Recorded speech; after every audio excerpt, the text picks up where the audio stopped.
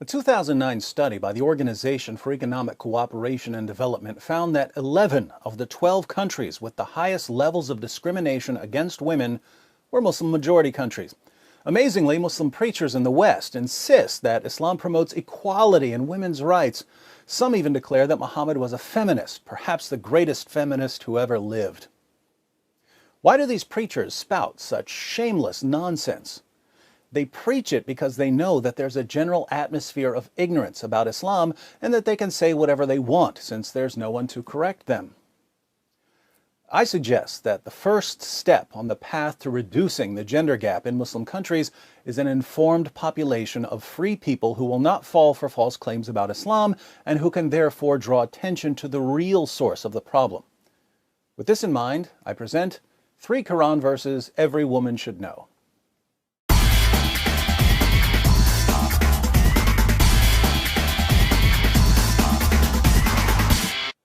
Now, before everyone fills up the comments section with, David, why didn't you bring up Surah 4:3 or Surah 4:24, Surah 65:4, or basically all of Surah 33, let me say that I know there are a lot of relevant verses here, but there's simply too much material to present all at once, so I've selected 3 verses that are especially relevant to the high levels of discrimination against women in Muslim countries. First, Surah 2, verse 282 of the Quran is an outrageously long verse dealing with contracts.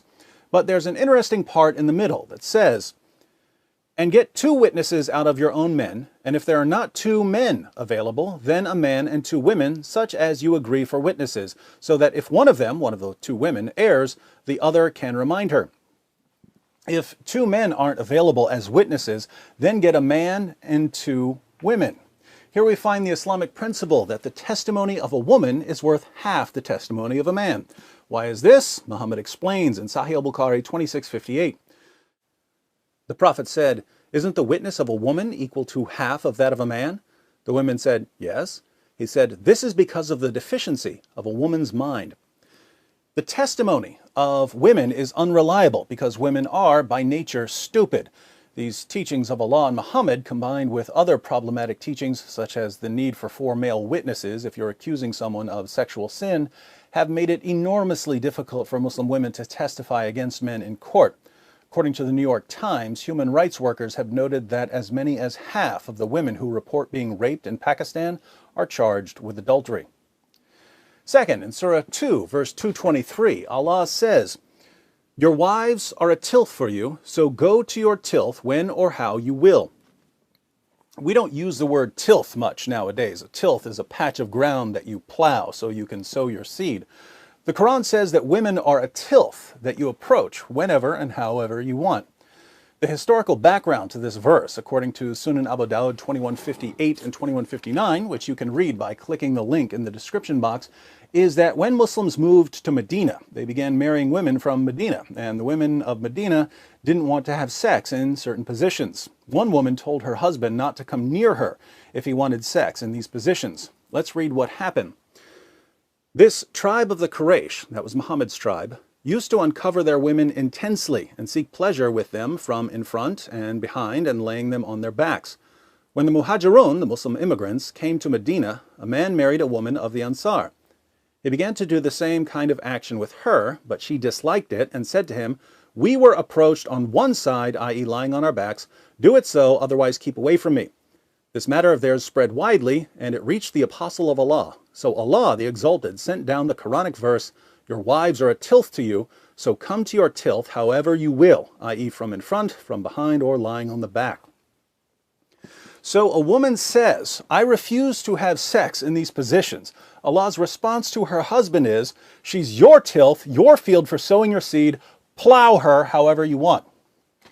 Muhammad obviously took this verse seriously, since he made it clear that when a man wants sex, a woman has to drop whatever she's doing and satisfy him. In Sunan Ibn Majah 1853, Muhammad declares, "No woman can fulfill her duty towards Allah until she fulfills her duty towards her husband. If he asks her for intimacy, even if she is on her camel saddle, she should not refuse." In Jami at-Tirmidhi 1160, Muhammad adds, "When a man calls his wife to fulfill his need, then let her come, even if she is at the oven."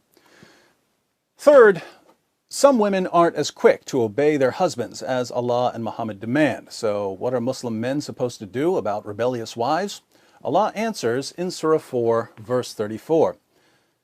Men are in charge of women because Allah hath made the one of them to excel the other, and because they spend of their property for the support of women. So good women are obedient, guarding in secret that which Allah hath guarded. As for those from whom you fear rebellion, admonish them and banish them to beds apart and scourge them. Then, if they obey you, seek not a way against them. If your wife doesn't obey you, you warn her, banish her to a separate bed, and beat her until she does what you say. Should we be surprised that, according to a study by Human Rights Watch, more than 85% of Afghan women are victims of physical, sexual, or psychological violence or forced marriage, and that more than 60% are victims of multiple forms of violence? According to Allah and Muhammad, women are stupid. They're the property of men and have to submit themselves fully to their husbands' sexual whims. Those who don't are to be beaten into submission. Numerous studies show the real-world impact of these teachings, and yet we're told by politicians, reporters, and Muslim groups that the discrimination against women in Muslim countries has nothing to do with Islam. Unfortunately for Islam's defenders, this discrimination against women was clear during the time of Muhammad. In Sahih al-Bukhari 5825, Muhammad's child bride Aisha sees a woman whose Muslim husband beat her so severely her skin turned green. Aisha takes the woman to Muhammad and says, "I have not seen any woman suffering as much as the believing women. Look, her skin is greener than her clothes." This is Aisha, Muhammad's favorite wife, who's called the mother of the faithful, saying that Muslim women were being treated worse than pagan women. Why were Muslim women being treated so horribly? Here's why.